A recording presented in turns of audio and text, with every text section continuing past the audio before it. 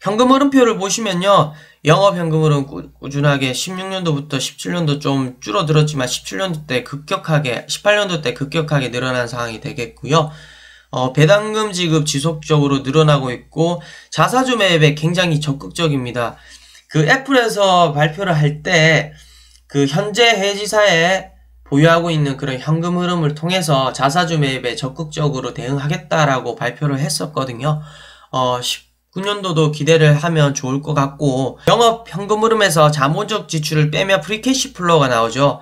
이 프리캐시 플로우 기준으로 봤을 때 프리캐시 플로우도 18년도 기준으로는 상당 부분 올라간 부분이 되겠고요.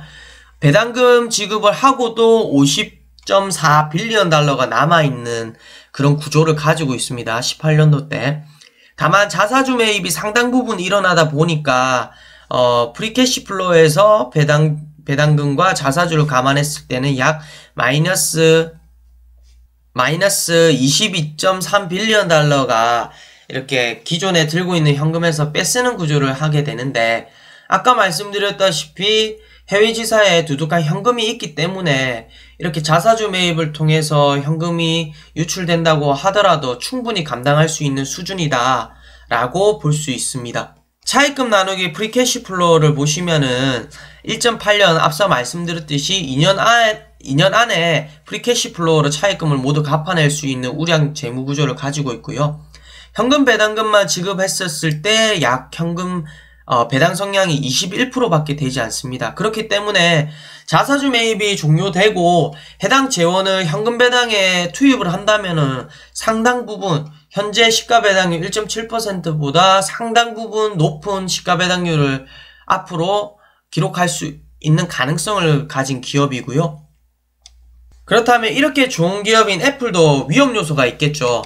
앞서 말씀드렸던 것처럼 아이폰 매출의 비율이 굉장히 높습니다. 그리고 아이폰 매출 중에서도 미국과 유럽 다음으로 중국의 매출 성장률이 굉장히 높았었거든요. 17년도 대비해서 18년도 때 약 27%의 매출 감소가 있었고요. 2017년도 12월 30일자 모든 섹터의 분기 매출 대비해서 2018년도 분기 매출이 약 한 4빌리언 달러가 줄어들었는데, 이 대부분의 감소가 중국 쪽 지역에서 일어났다라고 보시면 됩니다. 앞서 주가의 흐름에서 말씀드렸듯이 18년도 말부터 시작해서 미중 전쟁이 일어나고, 그리고 아이폰의 급격한 가격 저항에 따라서 중국향 아이폰 매출이 상당 부분 매출이 둔화가 됐고요. 최근 18년도 12월 기준 매출액이 반복적으로 말씀드리지만 전분기 대비 27%나 감소한 실적이 되겠습니다. 특히나 아이폰 매출이 최근 분기 18년도 12월 기준 대비해서 15%가 줄어들었고요. 다만 고무적인 거는 서비스 부분이 오히려 19%, 그리고 다른 기타 하드웨어 부분에서는 늘어난 실적이 되겠죠. 그러니까 최근 분기의 실적 부진은 온전히 중국향, 그리고 중국향에서도 아이폰 매출의 둔화로 인해서 이루어졌다라고 판단이 되고요.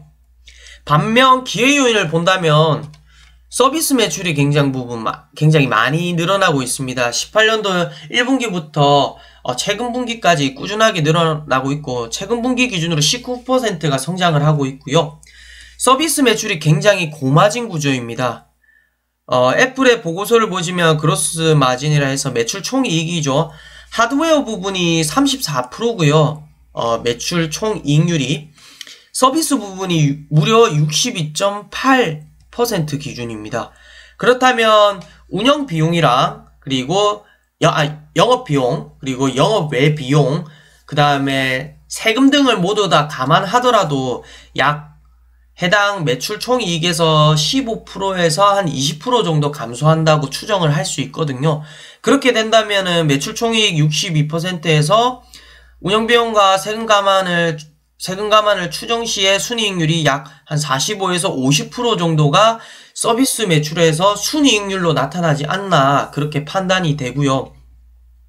이처럼 서비스 매출이 상당히 고마진 구조인데, 이 서비스 매출이 지속적으로 늘어난다고 한다면 매출이 정체되더라도 순이익이 증가될 요인은 상당 부분 크다고 판단이 됩니다. 그리고 강력한 현금 흐름, 즉 18년도 기준으로 연간 프리캐시플로가 64빌리언 달러 수준이었거든요. 그리고 해외 자사에 대한 현금 보유량을 모두 다 감안한다면 245빌리언 달러를 소유하고 있습니다.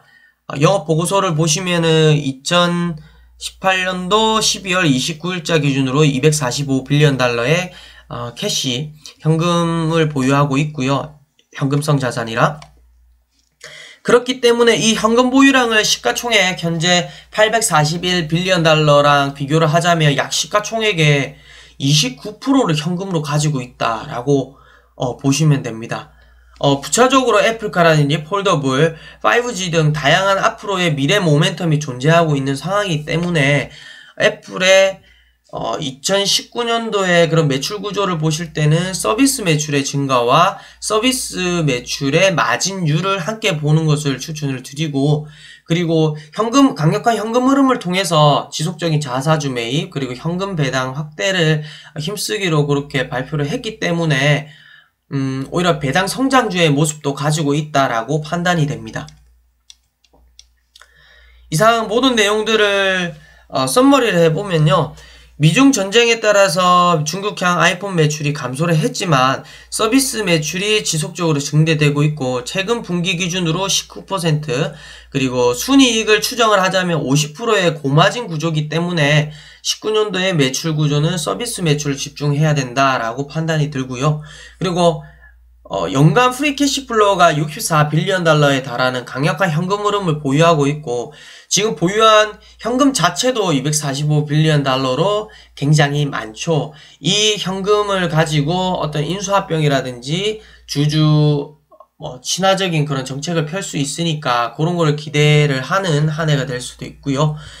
배당 안정성 및 성장성을 모두 가진 기업인 배당 성장주라고 판단이 되고, 혁신을 잊어버렸다고 하지만은 강력한 브랜드를 가진 기업임에는 틀림이 없기 때문에 재무적으로 보든 브랜드적으로 보든 애플에 대한 걱정은 한 수 접어두는 게 맞지 않나라고 생각이 듭니다. 이상 투자를 디자인하다 투자이너 JSK였습니다.